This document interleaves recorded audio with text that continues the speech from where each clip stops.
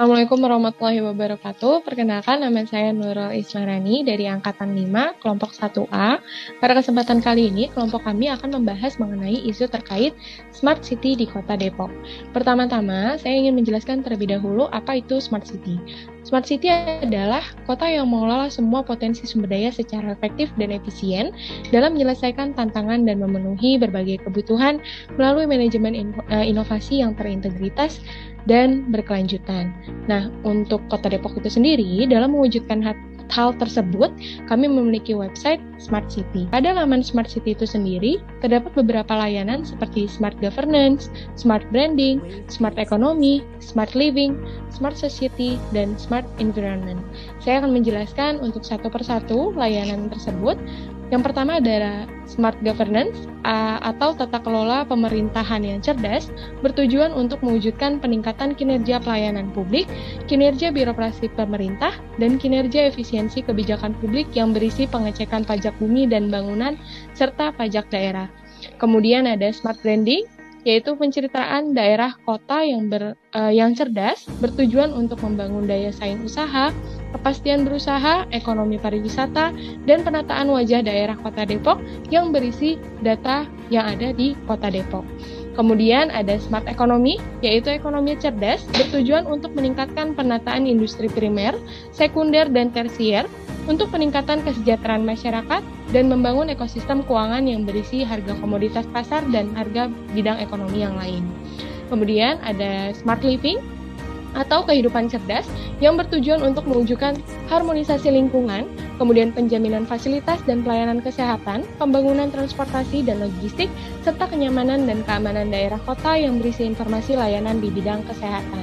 Untuk selanjutnya akan dijelaskan oleh rekan saya kepada Mbak Nur Fitriani, dipersilakan. Baik, terima kasih Mbak Ismarani.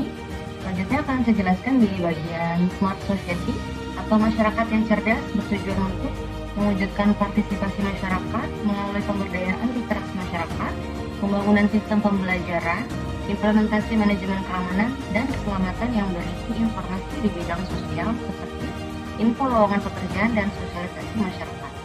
Selanjutnya, Smart Environment atau lingkungan hidup yang cerdas bertujuan untuk mewujudkan pengelolaan sumber daya alam dan pemeliharaan lingkungan yang meliputi pelindungan lingkungan, tata kelola sampah dan limbah, serta pemanfaatan energi yang berkelanjutan yang berisi lalu lintas, cuaca, serta pembayaran air melalui PDAM.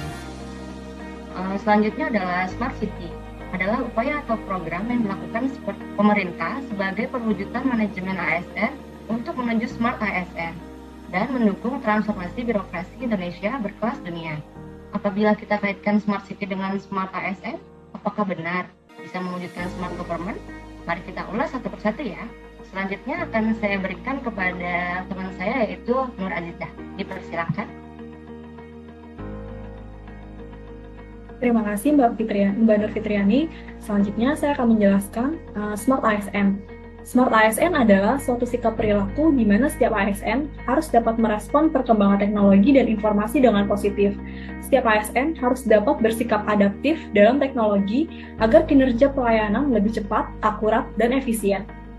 Dalam upaya membangun birokrasi berkelas dunia tersebut, diharapkan setiap pegawai dapat memiliki profil sebagai Smart ASN yang terdiri dari integritas, profesional, nasionalisme, wawasan global, IT dan bahasa asing, hospitality, networking, dan entrepreneurship. Apabila kita mengakses laman Smart City, nilai integritas yang ditunjukkan adalah dengan pemberian informasi yang transparan untuk masyarakat publik dan aktual. Akan tetapi, masih terdapat kekurangan di mana informasi yang tersedia belum terupdate dan terdapat beberapa laman layanan yang tidak dapat diakses.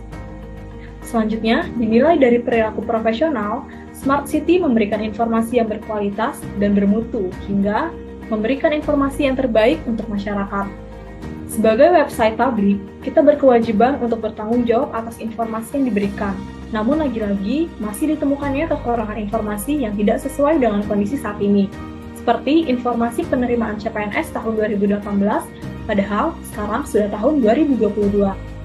Nah, pembahasan selanjutnya akan dijelaskan oleh teman saya, Mas Fergi. Oke, terima kasih kesempatannya Mbak Aziza.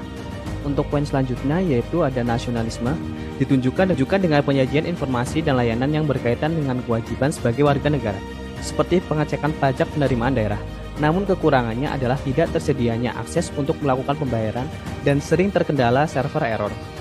Sebagai wujud wawasan global, seharusnya Smart City menyajikan update informasi terkini terkait kebijakan-kebijakan baik nasional maupun internasional yang dapat memberikan pengaruh terhadap sistem pemerintahan di Indonesia dan menambah wawasan masyarakat di Kota Depok. Apabila dinilai secara keseluruhan, perilaku Smart ASN pada laman Smart City di bidang IT dan bahasa asing masih perlu ditingkatkannya pengembangan situs website agar program upaya pemerintah Kota Depok dapat berjalan dengan baik sesuai dengan revolusi industri 4.0. Seperti pada layanan Smart Branding seharusnya bisa ditambahkan media sosial lainnya.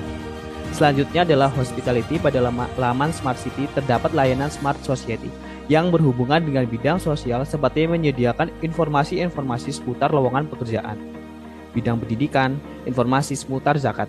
Namun masih ada beberapa informasi yang tidak terupdate seperti lowongan pekerjaan yang tidak dapat diakses, padahal apabila layanan lowongan pekerjaan dioptimalisasikan dengan baik, secara tidak langsung dapat membantu menurunkan angka pengangguran di Kota Depok.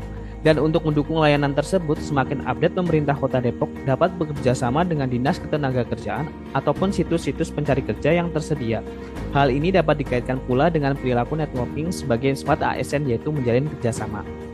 Dalam meningkatkan potensi masyarakat dan ASN di wilayah Kota Depok, pada laman Smart City seharusnya menyediakan informasi mengenai pelatihan-pelatihan, seminar maupun webinar untuk meningkatkan perilaku entrepreneurship. Sekian pembahasan dari kelompok kami terkait Smart City Kota Depok. Semoga Kota Depok dapat menjadi salah satu pendorong transformasi birokrasi Indonesia untuk menjadi Indonesia berkelas dunia. Terima kasih. Wassalamualaikum warahmatullahi wabarakatuh.